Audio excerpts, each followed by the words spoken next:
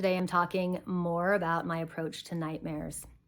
So in my dream school classes, I teach 6 different archetypes for better understanding the disturbing dreams or nightmares you may be having.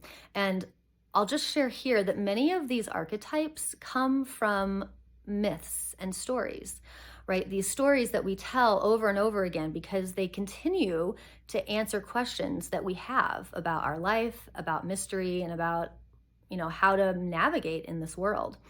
So I'll just give a couple examples of these. One example that shows up in nightmares often is dismemberment.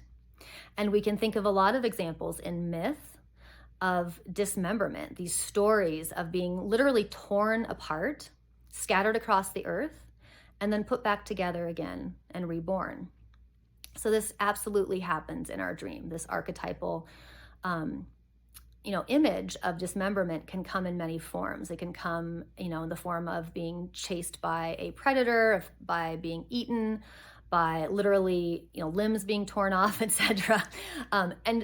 This is scary, right? This is disturbing. However, it's following an archetypal path. It's following, frankly, the archetypal path of a god, right? So examples of dismemberment are the Osiris myth, even of the myth of Jesus Christ, right? Being torn apart, dismembered, and then resurrected again.